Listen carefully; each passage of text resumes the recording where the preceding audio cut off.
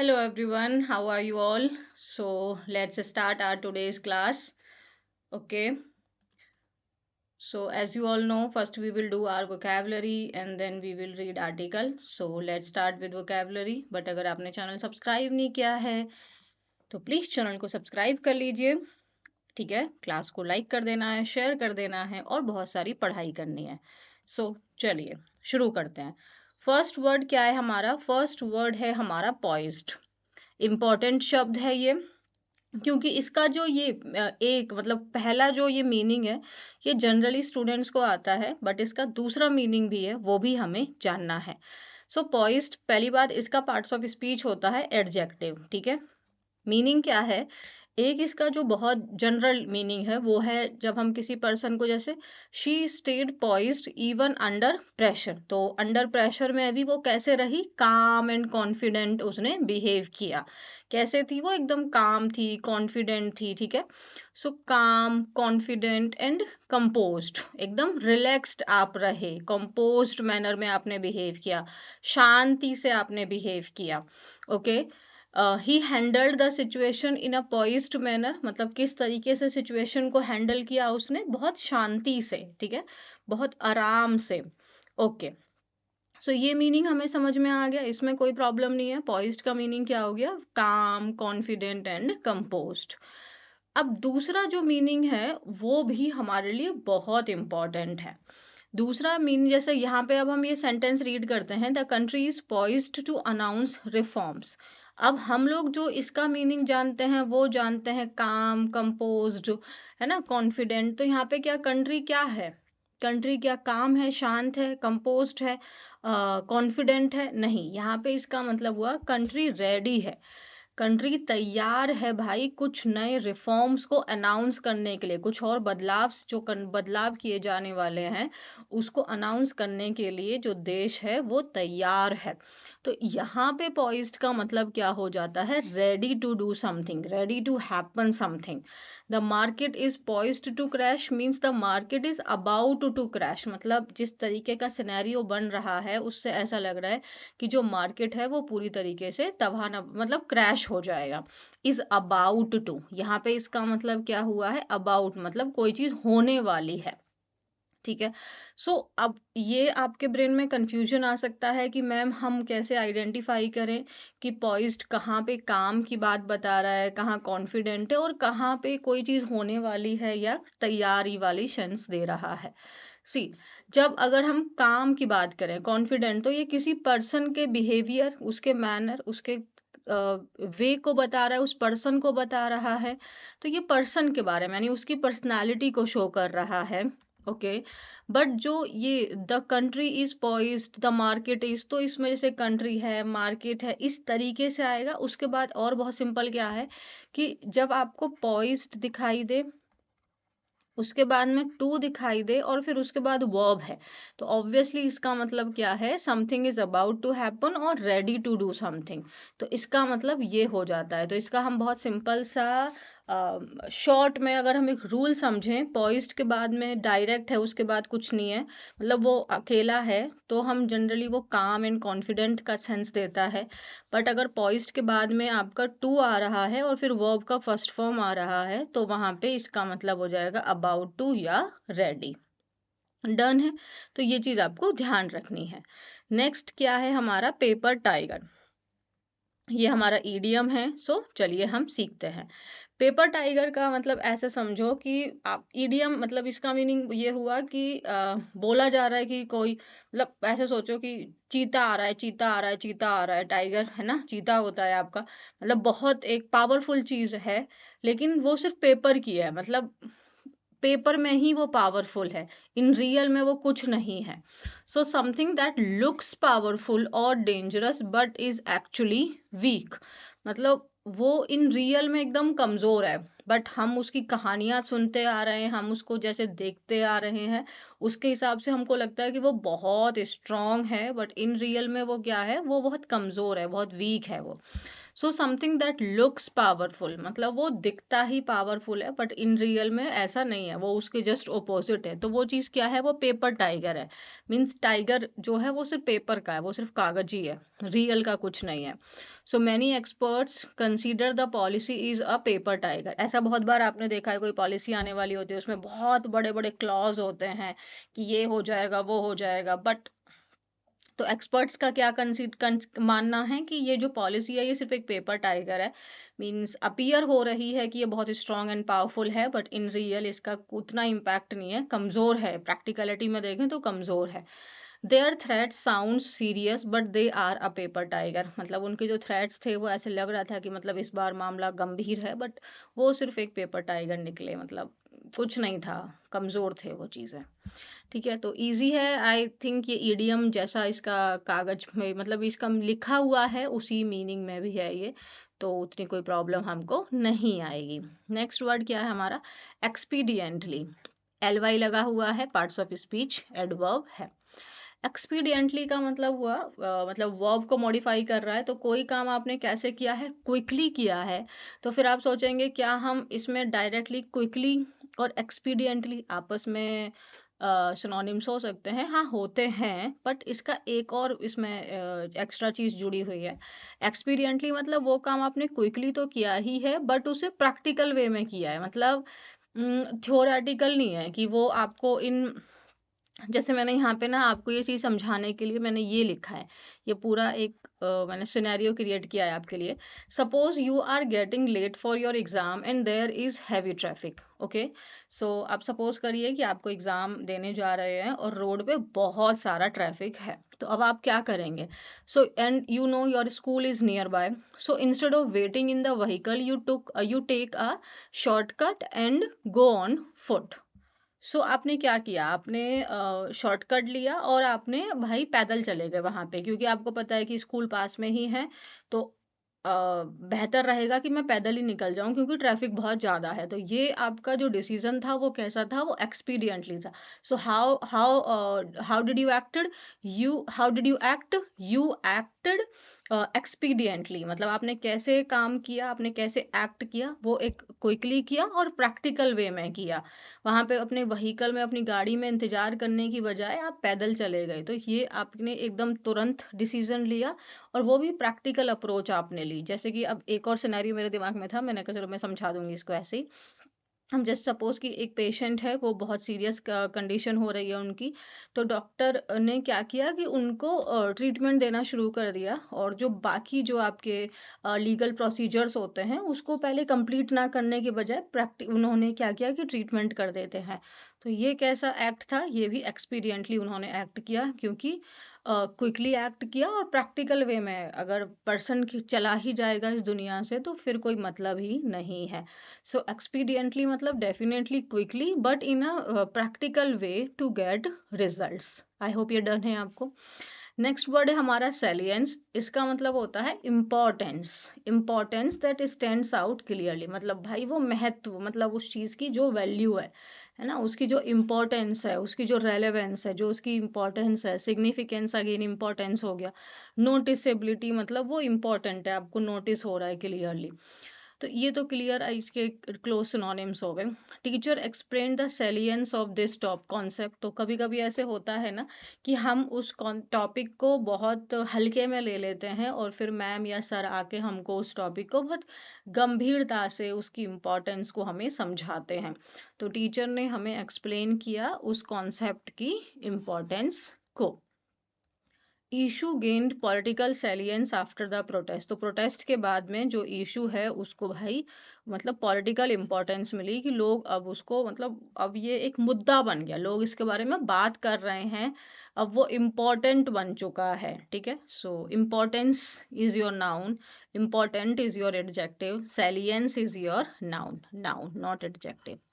Salient features होते हैं वो आपके इम्पोर्टेंट फीचर्स, यानी कि वो उसका एडजेक्टिव फॉर्म हो जाता है। डन है, सिंपल। अब आपको ऐसा फील हो कि मैम हमारे क्या बोलते हैं कि वोकैबलरी इजी है या वोकैबलरी टफ है, मुझे ऐसा लगता है कि हम आर्टिकल पढ़ते हैं और उसी के अकॉर्डिंग हमारी वोकैब रहती है। ठीक है, अगर आपको इजी लग रही है तो आप अच्छा, अब एक अच्छी पोजीशन में है और टफ लग रही है तो कोई बात नहीं, हम और अच्छे से मेहनत कर लेंगे। ठीक है, सो चलिए आगे बढ़ते हैं। A betrayal foretold on the US and NATO alliance. Betrayal, betrayal का मतलब धोखा। फॉर टोल्ड मतलब पहले से ही पता था हमको। तो यूएस और नाटो के अलायंस को लेके कि उनके बीच में क्या होने वाला है, इस चीज को लेके हमें पहले से ही पता था। Okay, so the US appears poised to break with 77 years of partnership with Western European nations under the security umbrella of NATO. तो जो यूएस है, आप जानते हैं यूनाइटेड स्टेट के साथ हमेशा आर्टिकल द आता है। अपीयर्स मीन्स ऐसा प्रतीत हो रहा है कि यहाँ पे पॉइज्ड का मीनिंग क्या हुआ, रेडी है ना, संभावना है, लाइकली है, रेडी है ना। तो ऐसा लग रहा है, हमें प्रतीत हो रहा है कि जो यूएस है वो रेडी है, अपना जो 77 ईयर्स का जो पार्टनरशिप है उसकी वेस्टर्न यूरोपियन नेशंस के साथ में, उसको ब्रेक करने के लिए वो रेडी है। और वो यूरोपियन नेशंस कौन से, जो आपके ये नाटो का पार्ट है। तो मतलब नाटो का आपका मेंबर है यूएस, और वो जनरली आपके यूरोपियन नेशंस उसके पार्ट हैं। तो उनके साथ में अपने रिलेशंस को ब्रेक करने के लिए ऐसे लग रहा है कि यूएस रेडी है। especially मतलब खास करके after the president Donald Trump has said that he is absolutely considering withdrawing from the alliance। तो स्पेशली आफ्टर जो प्रेसिडेंट डोनाल्ड ट्रंप हैं उन्होंने ये बोला कि ही इज एब्सोल्युटली, यहाँ पे एब्सोल्युटली का मतलब हुआ डेफिनेटली। एब्सोल्युटली का मीनिंग क्या हुआ, ही इज डेफिनेटली कंसीडरिंग, मतलब वो बहुत सीरियस रूप से इस बात को दिखा रहे हैं यहाँ पे। ही इज एब्सोल्युटली कंसीडरिंग मतलब मैं इस चीज को डेफिनेटली कंसीडर कर रहे हैं। एक सीरियस पॉइंट यहाँ पे दिया गया है कि वो इस अलायंस से, मतलब ये जो नाटो ग्रुप है ना, वहां से अपने आप को विड्रॉ करने का वो सीरियसली इस चीज को कंसीडर कर रहे हैं। Which in his view is a paper tiger. Which in his view मतलब क्या चीज है, पेपर टाइगर किसको मान रहे हैं, वो नाटो को, कि इसको वो क्या किस चीज के रूप में देख रहे हैं कि वो सिर्फ एक पेपर टाइगर है। मींस वो अपीयर तो ऐसा होता है क्योंकि ये मिलिट्री अलायंस होते हैं, मिलिट्री अलायंस है ना।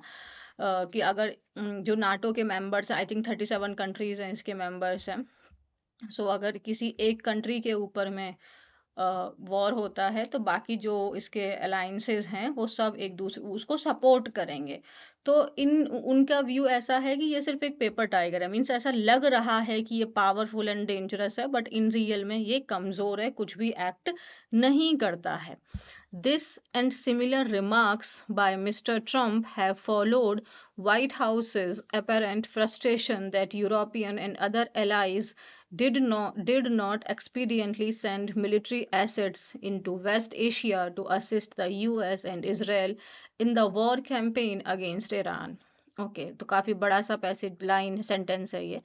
दिस मतलब ये कि पेपर टाइगर वाली बात ये, और भी कई सारे सिमिलर रिमार्क्स हैं जो मिस्टर ट्रम्प के द्वारा बोले गए हैं, है ना। Have followed white house apparent frustration, मतलब वो दिखा रहे हैं कि जो व्हाइट हाउस है उसकी क्लियर फ्रस्ट्रेशन को वो शो कर रहे हैं। ये रिमार्क और भी कुछ और रिमार्क्स हैं जो व्हाइट हाउस के द्वारा आए हैं, मतलब मिस्टर ट्रम्प के द्वारा बोले गए हैं। अपेरेंट का मतलब एकदम क्लियर ऑब्वियस फ्रस्ट्रेशन को वो शो कर रहे हैं कि जो यूरोपियन और जो अदर अलायंसेज हैं उन्होंने एक्सपीडियंटली एक्ट नहीं किया, मतलब उन्होंने क्विकली और प्रैक्टिकली जो काम करना चाहिए था वो उन्होंने नहीं किया। कि वो क्योंकि नाटो जो है वो मिलिट्री अलायंस है तो उन्होंने मिलिट्री एसेट्स नहीं भेजे, है ना। एसेट्स का मतलब जैसे एक होता है एसेट, एक होता है लाइबिलिटी। एसेट मतलब जो आपका अपना सामान है, राइट, और लाइबिलिटी मतलब जो आपकी जिम्मेदारी है।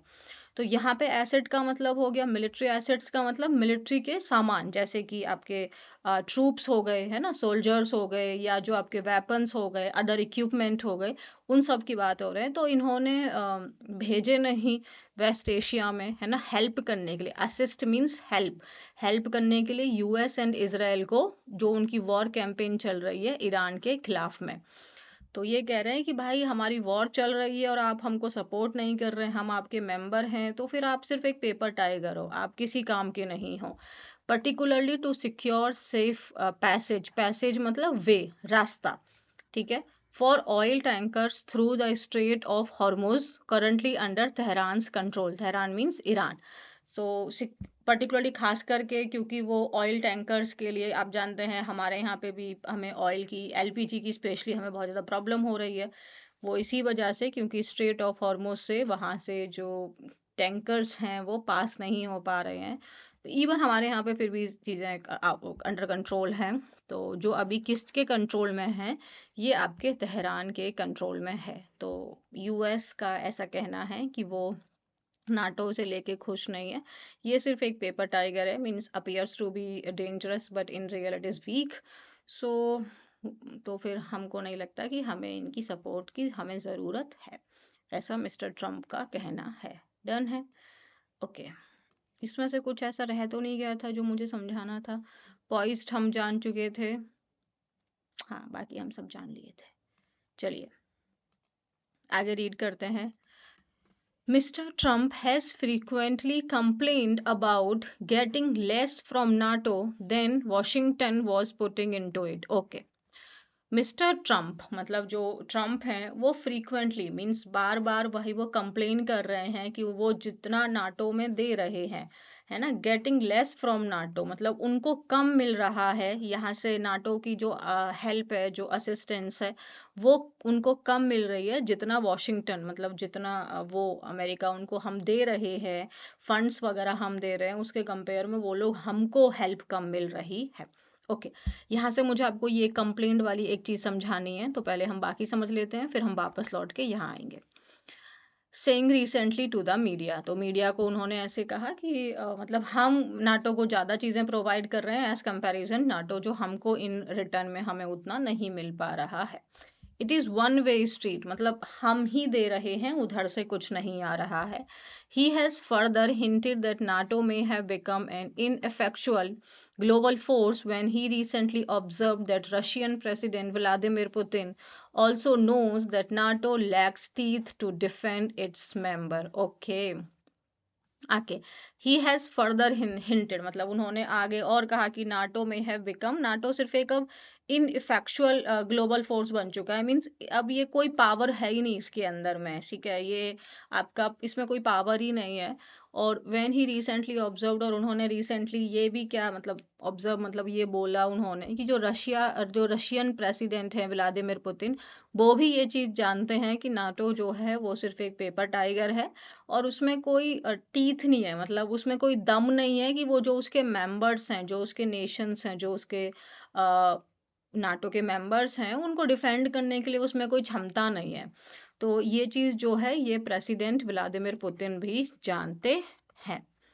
A comment that gains additional salience in the context of Moscow's military aggression against Ukraine and its likely further military adventurism in the Baltic State region. Okay.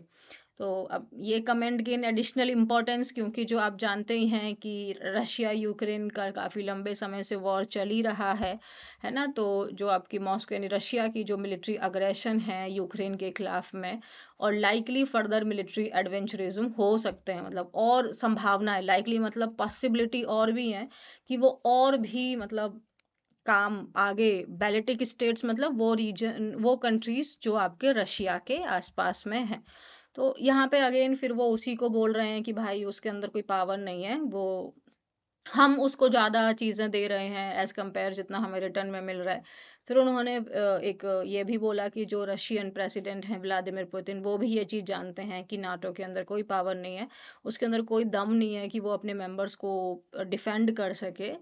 और तो उन्होंने ये बोला कि रशिया यूक्रेन का वॉर चल रहा है क्योंकि यूक्रेन ने कोशिश की थी नाटो का मेंबर बनने की, बट उसकी उस पॉइंट को वहाँ पे रिजेक्ट कर दिया क्योंकि वो ऑलरेडी वॉर के अंदर था। तो अगर यूक्रेन नाटो का मेंबर बन जाता है देन अल्टीमेटली नाटो को यानी कि जो उसके मेंबर्स हैं उनको सपोर्ट करना पड़ेगा, तो रशिया के खिलाफ उनको आना पड़ेगा, तो ये एक वर्ल्ड वॉर टाइप का छिड़ सकता है, तो इसलिए यूक्रेन के चाहते हुए भी उसको नाटो का मेंबर नहीं बनवाया गया। ओके, अब हम बात कर रहे थे कंप्लेन की। पहली चीज ये है कि एक शब्द होता है कंप्लेन, ठीक है, this is your verb and next word is your complaint, this is your noun. तो ये चीज हमें ध्यान रखनी है, complaint so he has filed a complaint, ना कि he has filed a complaint. Complain नहीं आएगा, कंप्लेंट आएगा, क्योंकि a complaint, he has filed a complaint, एक शिकायत उसने दर्ज की है, कंप्लेंट, ये चीज हमें ध्यान रखनी है। He complained, complained is your verb. अब हमें यहाँ पे ध्यान रखना है कि जैसे कंप्लेन अबाउट लगाया है, तो अबाउट क्यों आया है, इसके साथ और कौन कौन से प्रपोजिशन आ सकते हैं। कंप्लेन के साथ में आप देखो, अगर आप जिस व्यक्ति से शिकायत कर रहे हो, तो आप जिस व्यक्ति से शिकायत कर रहे हो वहां पे लगाओगे complain to. Like why are you complaining to me, तो मुझसे क्यों शिकायत कर रहे हो, तो जिस पर्सन से आप शिकायत कर रहे हो वहां पे लगेगा टू। फिर उसके बाद में आता है अबाउट। अबाउट किसके लिए लगाते हैं, जैसे अबाउट अगर आप कोई चीज के रिगार्डिंग शिकायत कर रहे हैं, उनकी सर्विसेज के रिगार्डिंग, वहाँ के मैनेजमेंट के रिगार्डिंग, या आप किसी इवन पर्सन के रिगार्डिंग भी अगर आप शिकायत कर रहे हैं, तो वहां पे भी हम लोग अबाउट लगाते हैं। वेट, अगर आपको अगेंस्ट की फीलिंग आ रही है तो वो भी हम डिस्कस करेंगे। फिर आता है, एक होता है ऑफ, जब हम किसी इलनेस की शिकायत करते हैं, जैसे कि उसको सर में दर्द हो रहा है, he is complaining of headache, मतलब उसको सर दर्द हो रहा है, तो वहां पे ऑफ लगाते हैं। हाँ, अगेंस्ट भी लगाते हैं, अगेंस्ट भी हम लगाते हैं पर्सन के खिलाफ। तो फिर आप कहेंगे कि मैम आपने यहाँ भी अबाउट में भी पर्सन बोला है, अगेंस्ट में भी पर्सन बोला है। अगेंस्ट एक ये आपका फॉर्मली जब आप बोलते हो ना, जब आप किसी के अगेंस्ट फाइल, मतलब आपने FIR, या जब आपने इन रिटर्न में जब आपने कंप्लेन दर्ज करवाई है, वहां पे हम अगेंस्ट लगाते हैं। बट वर्बली में हम लोग जनरली क्या लगाते हैं, complain about. Okay, like he complained to the principal about Mohan's behaviour, या मोहन के बारे में उसने प्रिंसिपल से शिकायत की। टू द प्रिंसिपल, प्रिंसिपल किससे शिकायत कर रहे हैं, पर्सन कौन है, प्रिंसिपल, टू लगाया। और व्यक्ति है तो या फिर उसका बिहेवियर है, कोई चीज है, तब भी हम वहां पे अबाउट लगाएंगे। इन जनरल हम अबाउट ही लगाते हैं, बट जब अगर हम रिटर्न फॉर्मेट की बात कर देते हैं तो फिर हम वहां पे फॉर्मल मैनर में अगेंस्ट लगाते हैं। अब यहाँ पे अबाउट लगा दिया। अब यहाँ पे गेट जो है ये आपका वर्ब है, गेट, गॉट, गॉटन। अब अबाउट ये सब मैंने क्या बोले हैं, ये प्रपोजिशंस हैं। अगर हम इनके बारे में, अगर हम इनके बाद में या तो कोई इन जैसे नाउन, पर्सन, थिंग, इलनेस, ये सब नाउन है, नाउन आ रहा है, बट अगर वर्ब आ रहा है तो हमेशा आप याद रखोगे प्रपोजिशंस के क्या होते हैं, ऑब्जेक्ट्स होते हैं। प्रपोजिशंस के क्या होते हैं, ओ यार ये तो गलती हो गई ना। अच्छा, ये सब मुझे थोड़ा देखना, अच्छा अच्छा, मैं इसको ऐसे कर देती हूँ, अब ठीक है ना। हाँ, अब ठीक है। प्रपोजिशंस के क्या होते हैं, ऑब्जेक्ट होते हैं, और ऑब्जेक्ट बनने का काम कौन करता है, नाउन या प्रोनाउन करता है। बट अगर वहां पे वर्ब आएगा तो वर्ब का कौन सा फॉर्म आएगा, ING, जिसको हम लोग जेरेंड कहते हैं। तो इसीलिए फिर यहाँ पे अबाउट के बाद में अगर वर्ब आया है तो यहाँ पे गेटिंग आया है, गेट नहीं आया है। इज इट डन, ये चीज आपको क्लियर है। चलिए अब हम आगे बढ़ते हैं। तो ये आपको याद रखना है, कंप्लेन के साथ हम कौन कौन सा प्रपोजिशंस लगाते हैं, ये आपको ध्यान रखना है। आगे बढ़े, चलिए।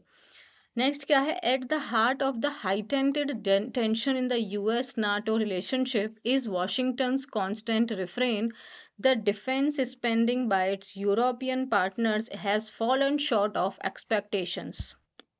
ओके, तो heart of the heightened tensions, मतलब हाइटेंटेड का मतलब क्या हुआ, इंक्रीज्ड। ये जो इतनी ज्यादा टेंशंस बढ़ी हुई हैं, इसका कोर क्या है US NATO रिलेशनशिप में, उसका कोर ये है कि जो वॉशिंगटन है वो बार बार कांस्टेंट रिफ्रेन, एक तो रिफ्रेन का मीनिंग होता है वर्ब के रूप में कंट्रोल करना, रिफ्रेन करना मतलब रोकना, कंट्रोल करना। बट यहाँ पे रिफ्रेन का क्या मीनिंग है, कांस्टेंट रिफ्रेन। कांस्टेंट मींस लगातार, कांस्टेंट क्या है, एडजेक्टिव है, तो एडजेक्टिव जनरली किसके बारे में बताते हैं, नाउन के बारे में। रिफ्रेन का पार्ट्स ऑफ स्पीच क्या हुआ, नाउन, तो इसका मीनिंग क्या हुआ, रिपीट, रिपीट। ओके, तो जो आपका वॉशिंगटन्स कांस्टेंट रिपीटेशन है, जो बार बार वो ये कह रहे हैं कि जो डिफेंस स्पेंडिंग है यूरोपियन पार्टनर्स के द्वारा, वो जो एक्सपेक्टेशन है, जितना उनको पैसा खर्च करना चाहिए डिफेंस के अंदर में, उतना वो लोग खर्च नहीं कर रहे हैं। Even if the immediate trigger for talk of withdrawing from NATO is the Iran war context. Even मतलब ये कह रहे हैं, लेकिन अभी का जो इमीडिएट ट्रिगर है, जो अभी का इमीडिएट कारण है, जो कॉज है, जो इमीडिएट रीजन है जो इनका भाई फॉर टॉक ऑफ विड्रॉइंग की, जो नाटो से विड्रॉ करने की जो बात कर रहे हैं, वो इमीडिएट रीजन इनका ये है ईरान वॉर का कॉन्टेक्स्ट, मतलब इनकी लड़ाई चल रही है और इसको इनको सपोर्ट नहीं किया जा रहा है, तो इस चीज को लेके ये मतलब क्या बोलते हैं कि जले पे नमक छिड़क देने वाली बात इनको हो रही है। ऑलरेडी ये अपसेट थे उस चीज के रिगार्डिंग में, और अभी उनकी मदद नहीं कर रहे हो तो वो कंप्लीटली इस चीज को लेके कि भाई अब तुम हमारे किसी काम के ही नहीं हो तो हम तुमको क्यों ही रखें, पैसे दे रहे हैं, हमारा कोई हेल्प नहीं हो रहा है, तो हम इससे बाहर निकलना चाहते हैं। तो इमीडिएट कारण क्या है इस बात से कि वो नाटो से बाहर आना चाहते हैं, वो है ईरान की जो युद्ध उनको चल रहा है। एक प्रायर क्वेश्चन है, मीन्स एक पुराना क्वेश्चन है ऑफ लीगैलिटी, वो पुराना जो क्वेश्चन है लीगैलिटी का वो अभी भी अनआंसर्ड ही है। क्वेश्चन हमारा यहाँ पे सब्जेक्ट है, ऑफ क्या है प्रपोजिशन, लीगैलिटी उसका ऑफ का ऑब्जेक्ट हो गया। सो अब यहाँ पे क्वेश्चन सिंगुलर है तो यहाँ पे रिमेन्स आ गया हमारा वर्ब का फिफ्थ फॉर्म यानी सिंगुलर, वो भी अभी अनआंसर्ड ही है। Under section 1250A of the 2024 National Defense Authorization Act जो साइन किया गया था फॉर्मर प्रेसिडेंट जो बाइडेन के द्वारा, उन्होंने बोला था उस मतलब वो एक्ट में ऐसा था कि कोई भी यूएस का जो प्रेसिडेंट है वो यूनिलेटरली, हमने बायलेटरल पढ़ा था, तो यूनिलेटरल का मतलब क्या होता है, लेटरल का मतलब होता है साइड, है ना, लेटरल का मतलब होता है साइड, तो यूनी का मतलब क्या हो जाएगा, वन, है ना। सो यूनिलेटरल मतलब वन, आप अपनी तरफ से वन साइडेड, और बायलेटरल मींस टू, और ट्राई, ट्राई मतलब थ्री, और क्वाड मतलब फोर, क्वाड्रिलेटरल्स होते थे ना जिनके फोर साइड्स होते थे, जैसे कि आपका रेक्टेंगल है, स्क्वायर है, रोम्बस है, ये सब आपके पैरेललोग्राम है, ये सब आपके क्वाड्रिलेटरल्स में आते हैं, हमने उसी में पढ़े थे ये, ठीक है। और उसके बाद मल्टीलेटरल मतलब जिसके मैनी साइड्स हो, ठीक है। सो भाई उस एक्ट के अंदर में ये हुआ था कि कोई भी यूएस का प्रेसिडेंट यूनिलेटरली विड्रॉ नहीं कर सकते हैं नाटो से, रादर बल्कि उनको क्या चाहिए होगा, उनको आइदर 2/3 सेनेट की सुपर मेजोरिटी चाहिए होगी और act of Congress toward this and, मतलब कि जो उनके मेंबर्स हैं, है ना, जो वहाँ के मेंबर्स हैं उसमें से 2/3 उस चीज को सपोर्ट करें, मतलब 66% मेंबर्स उस चीज को सपोर्ट करें, 2/3 का मतलब क्या हो जाता है, 1/3 का मतलब हो जाता है 33%, तो 2/3 का मतलब हो जाएगा 66.66% जो है वो मेंबर्स उस चीज को सपोर्ट करें कि हाँ हम इस चीज को अग्री कर रहे हैं, तभी आप नाटो से बाहर निकल सकते हैं, या जो उनका पार्लियामेंट है वो इस चीज के ऊपर में एक्ट ले, तभी ऐसा हो सकता है। कोई भी यूएस प्रेसिडेंट अपनी तरफ से ऐसा बोल के वो नाटो से विड्रॉ नहीं कर सकते हैं। ये 2024 में जो फॉर्मर प्रेसिडेंट थे जो बाइडेन, उनके द्वारा ये एक्ट साइन किया गया था। तो अब इनके निकलने को लेके कि क्या ये इस तरीके से नाटो से मतलब विड्रॉ कर सकते हैं, ये क्वेश्चन की जो लीगैलिटी है वो अभी भी क्या है, वो अनआंसर्ड ही है। डन है, सो ये हमने कर लिया, सो डन, ये हमारा हो गया है। अब आप इसमें देखिए, अब आप इसमें से और क्या ग्रामर है जो आप सीख सकते हैं, क्या चीज़ थी जो आपको डाउट आई, आप मुझसे पूछना चाहते हैं तो प्लीज़ आप डेफिनेटली पूछ लीजिए। और एक चीज़ आपको याद रखनी है कि जितना ज़्यादा आप सेल्फ के ऊपर में देखेंगे कि ये ऐसा क्यों हो रहा है, ये क्या हो रहा है, तभी आप उस चीज़ को अच्छे से सीख पाएंगे। मैं इसीलिए हमेशा बोलती हूँ बहुत ज़्यादा क्लासेस में बिजी रहने से आपकी बहुत इम्प्रूवमेंट नहीं होती है, जितनी ज़्यादा आप सेल्फ में चीज़ें लगाते हैं तब आप इम्प्रूव करते हैं। तो अब ये पढ़ लिया है तो इसकी पीडीएफ को रीड करना आपके लिए बहुत इम्पोर्टेंट है, ठीक है। पीडीएफ यहाँ से टेलीग्राम से मिल जाएगी, ठीक है, तो इसको प्लीज़ पढ़ लेना, फिर तभी आपको इन रियल में इस क्लास का फायदा मिलेगा। चलिए अब मिलते हैं अगली क्लास में, तब तक के लिए चैनल को सब्सक्राइब कर लो, वीडियो को लाइक कर दो, चैनल को प्लीज जितना ज्यादा हो सके उतना शेयर करो और अपना ध्यान रखो। Bye everyone.